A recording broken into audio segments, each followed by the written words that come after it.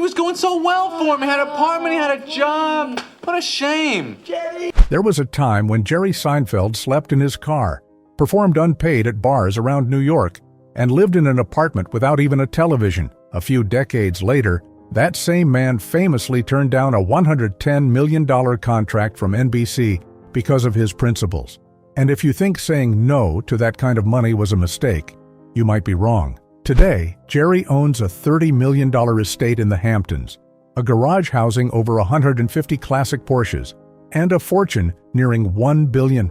He built a comedy empire on his own terms, but behind the stage lights, there have also been shadows. His relationship with a 17-year-old once drew harsh criticism from the press. And the final episode of Seinfeld, instead of ending in triumph, left millions of fans disappointed. So, what makes Jerry Seinfeld the kind of man who can say no to money, say no to expectations, and still make America laugh? And is his success simply luck or the result of a set of principles no one else dares to hold in today's world? The answer lies in the life behind Jerry Seinfeld's fame. If you enjoy stories like this, please remember to hit the like button. It really helps us out, and feel free to share your thoughts in the comments below. From a television-less apartment in Long Island to a multi-million-dollar estate, young Jerry Seinfeld turned a quiet dream into reality. But how did a single joke at school set him on the path to conquering Hollywood? Brooklyn, 1954, in a small apartment in Massapequa, Long Island, young Jerry Seinfeld sat beneath a dim lamp, clutching his old radio like a treasure. The ocean breeze slipped through the window, blending with the static of the Jack Benny program. For Jerry, the laughter on the radio was the only light on days when he felt invisible. His family, Syrian Jewish immigrants who came to America in the early 20th century, lived modestly. His father, Kalman, painted signs and often came home with handwritten jokes. His mother, Betty, saved pennies in glass jars to buy groceries. There was no TV, no air conditioning, just the radio, and a dream no one dared speak out loud. Jerry didn't chase loud games or playground mischief. He watched the grumpy neighbor across the hall, listened to the corner grocer talk to his cat, and scribbled those oddities down on scrap paper. Dreaming of being a comedian felt like a luxury. Once, he walked 2 miles through the Long Island cold to sell old newspapers, just to earn 50 cents for new radio batteries. His mother scolded him, but the sound of Jack Benny's laughter warmed his loneliest nights. At 14, Jerry wrote his first joke and hid it under his pillow. After being scolded again for listening to too much radio, he quietly promised himself, "One day, I'm going to make the whole world laugh." At 16, Jerry volunteered at a kibbutz in Israel, a communal farm where everyone worked together. He rose at 5 a.m., dug soil, slept in a shared dorm, and learned that perseverance is a daily decision. But at 15, an opportunity came. During his high school talent show, Jerry stepped onto the stage. His heart pounded, sweat rolled down his back. He told a joke about his cranky neighbor, and the auditorium burst into laughter. Real, vibrant, unmistakable laughter. For Jerry, it wasn't just joy. It was an escape from the gray days. For the first time, he felt like he mattered. Like so many of his generation, Jerry knew dreams didn't come easy, but that boy with the radio had stood on a stage and found his voice. Do you remember the moment you first believed in your dream? Share it in the comments below. Because schoolyard laughter was only the beginning. New York's comedy stages were waiting where one wrong joke could end the dream in a heartbeat. From a rundown apartment to stages packed with thousands, Jerry Seinfeld faced the brutal silence of New York City. But how did one night on The Tonight Show turn him from a nobody into a star? Manhattan, late 1970s. Beneath the neon lights and the distant wail of saxophones from local bars, Jerry Seinfeld stepped into the world of stand-up comedy. After graduating from Queens College in 1976, he didn't follow his classmates into office jobs. Instead, he gravitated toward the city's small comedy clubs, dim, smoky rooms where the smell of beer and clinking glasses often drowned out the sound of the microphone. Catch a Rising Star in Manhattan was where it began. Jerry stood in front of strangers and talked about the ordinary, the sock that disappears in the dryer, the confusing buttons in an elevator. But laughter didn't come easy. Some nights, the audience stared into their drinks in silence. Other nights, the club owner gave him a shrug and said, "Keep trying, kid." When the crowd booed, Jerry's pride took a hit. But he remembered a joke his father once told and sat down to write again. Have you ever picked yourself up after falling short? He lived in a shabby apartment where saxophone music from a nearby bar echoed through the thin windows. Dinner was white bread with peanut butter, and the couch doubled as his bed. On many nights, he drove from New Jersey to Manhattan just for 5 unpaid minutes on stage. After one particularly rough show, he slept in his car, unable to afford rent, waking at sunrise to the sound of a passing bus. In 1980, a chance came. Jerry was cast in the sitcom Benson. He thought it was his big break, but just a few episodes in, his character was written out. No warning, no explanation. The rejection stung deeply. Still, he didn't quit. He went back to the small clubs. Every silent crowd became a lesson. He spent hours polishing each line, turning the smallest observations a leaky faucet, the quiet of a laundromat into comedy. Then came May 1981. After hundreds of unknown gigs, Jerry was invited onto The Tonight Show, starring Johnny Carson, a show watched by millions of Americans, under the bright stage lights, with the upbeat band playing. Jerry told jokes about tight new shoes and the awkward seriousness of airplane travel. His heart pounded, sweat ran down his back. Then, the audience burst into laughter. Carson nodded in approval. And at the end of the show, he invited Jerry over to the couch, a rare signal that a new star had arrived.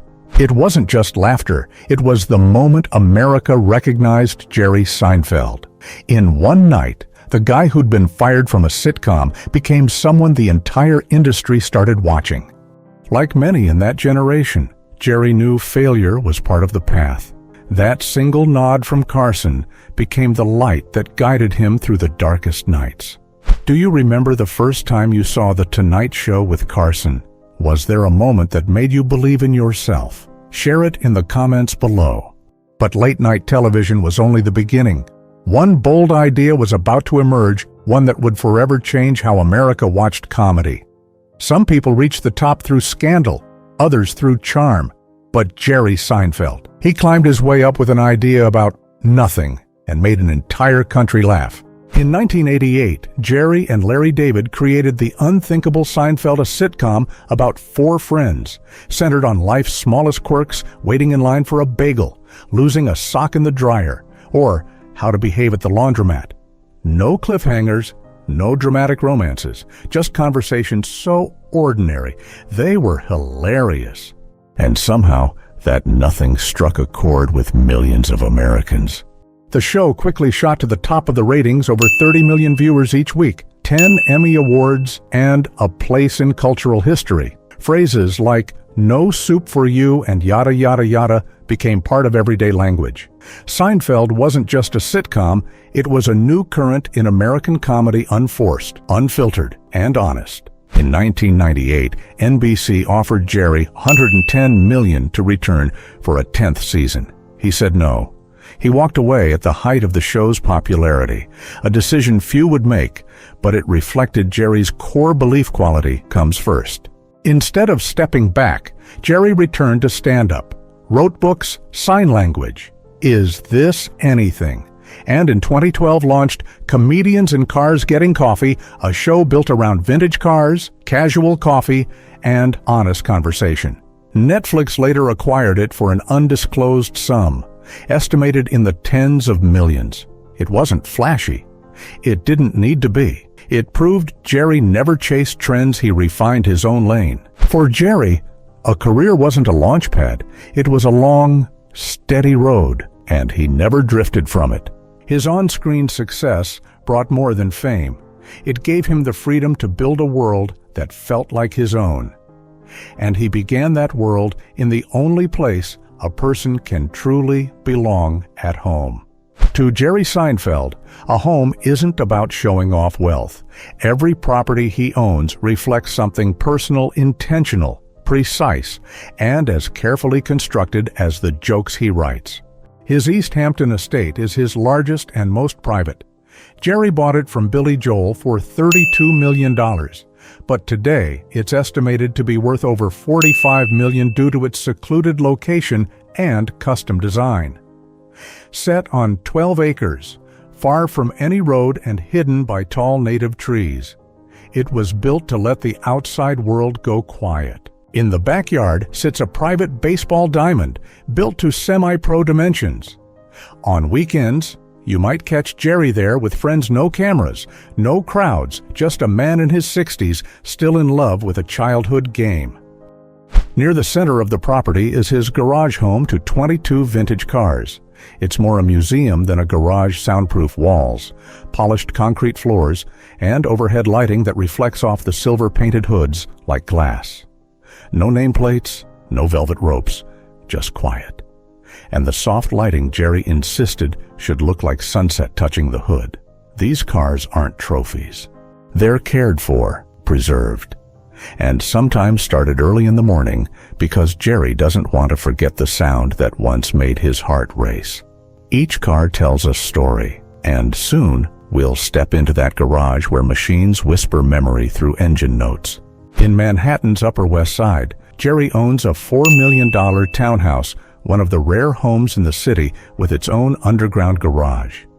The property was fully renovated to be sustainable, but discreet soundproof walls, thick oak doors, no flashy balconies, just a quiet office space where he writes scripts and polishes jokes in solitude. It's where he often returns after late-night shows, switches on a lamp, brews a small espresso, and rereads handwritten notes from 1991. Two homes, two worlds, but one purpose, not a place for the world to see Jerry Seinfeld. A place for Jerry Seinfeld to see himself. To most people, a car is transportation. To Jerry Seinfeld, every car is a mechanical stand-up set, wordless, yet capable of stopping you in your tracks. In a world of showy collections, Jerry never chose the easy path. He's loved cars since childhood, back when Jack Benny's voice filled the radio and Porsche headlights lit the Long Island streets. It wasn't just a poor kid's dream, it was his image of freedom. Today, his car collection is worth over $100 million, with more than 150 vehicles, most of them Porsche, a brand Jerry calls the soul of German engineering, precise, cold, and so perfect it's funny.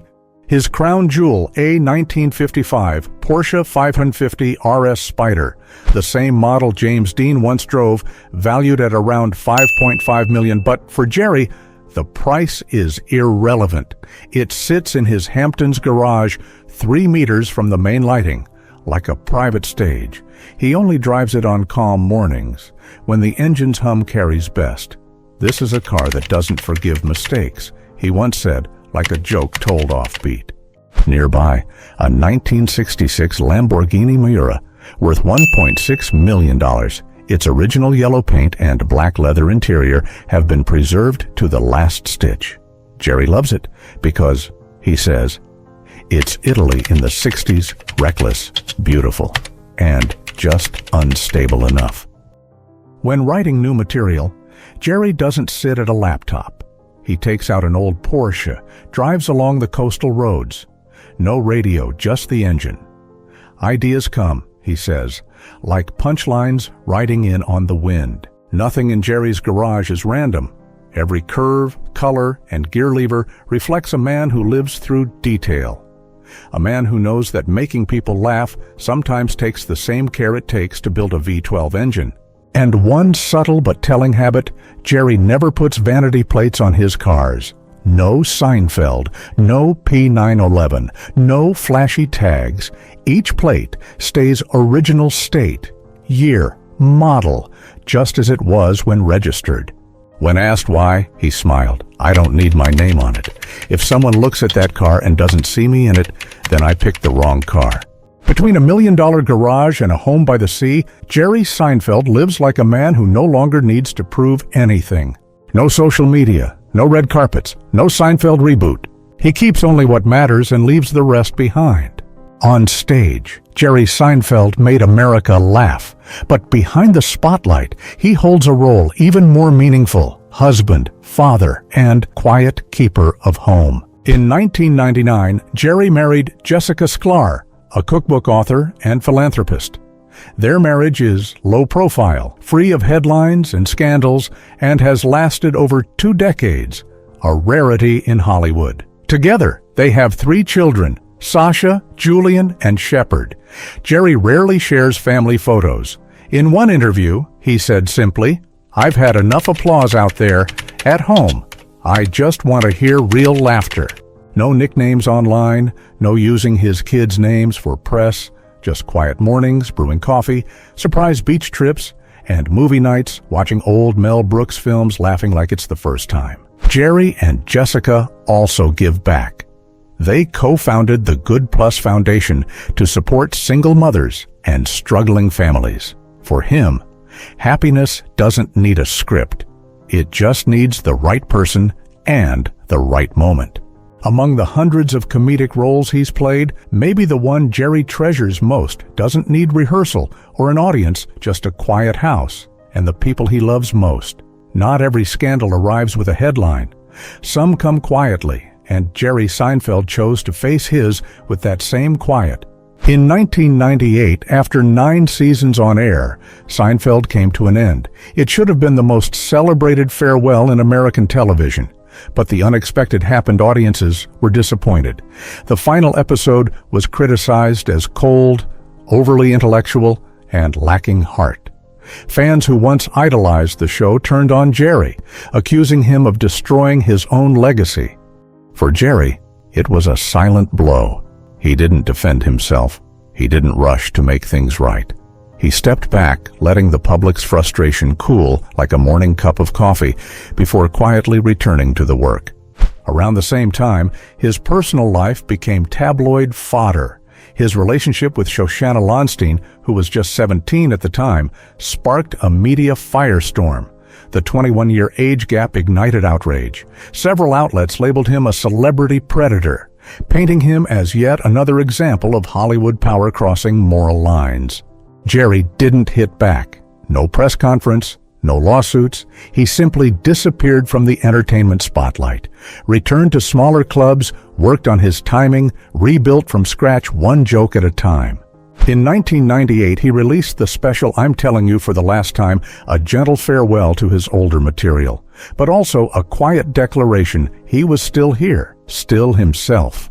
And in 2009, Jerry reunited with Larry David on Curb Your Enthusiasm, revisiting the Seinfeld finale in a fictional, self-aware context, a subtle but heartfelt apology to fans who had once felt let down. His personal life also found its rhythm. He married Jessica Sklar, became a father of 3, and redefined his public image not as a comedy icon, but as a man who knew when to step back. Then in 2012, Jerry debuted Comedians in Cars Getting Coffee, no fanfare, no traditional format, just unscripted conversations in vintage cars with old friends. And to everyone's surprise, audiences loved it as much as they once loved Seinfeld. The show won awards, was picked up by Netflix, and brought Jerry back into the spotlight on his terms. Scandal may crack an image, but it doesn't break character. And Jerry Seinfeld proved that what earns respect isn't a spotless record, but the way a person stands after they've stumbled. But more enduring than fame is legacy, and that Jerry is still writing. When the spotlight fades, what remains? For Jerry Seinfeld, it's not the fame, it's the way he could make someone feel better with just the right words at the right time. Across more than 40 years in the business, Jerry Seinfeld didn't just leave behind laughter. He left behind a standard that comedy doesn't have to be crude to reach the heart, and it doesn't need tragedy to carry meaning. Offstage, Jerry and his wife, Jessica, founded the Good Plus Foundation in 2001. Since then, the organization has donated over $42 million worth of goods and services to support single mothers, struggling families, and underserved communities. No loud campaigns, no giant banners, just people in need and others willing to help. He's also supported Night of Too Many Stars, which raises funds for children with autism, and has taken part in numerous community efforts across New York, the city where he once grew up with nothing but an old radio and a dream. Professionally, Jerry's legacy is still very much alive. He continues to earn $40–50 million annually from Seinfeld syndication. His books, Sign Language and Is This Anything, are regarded as modern guides to comedy writing, and his 2024 Netflix film Unfrosted proves that even as he nears 70, he's not done creating. The high point of his career. Maybe it's not a single moment, but the entire journey. From a boy clutching a radio in Long Island to the man who helped shape American television. He didn't shock, he didn't scandalize, he didn't stand out the way the world usually demands. But he showed up.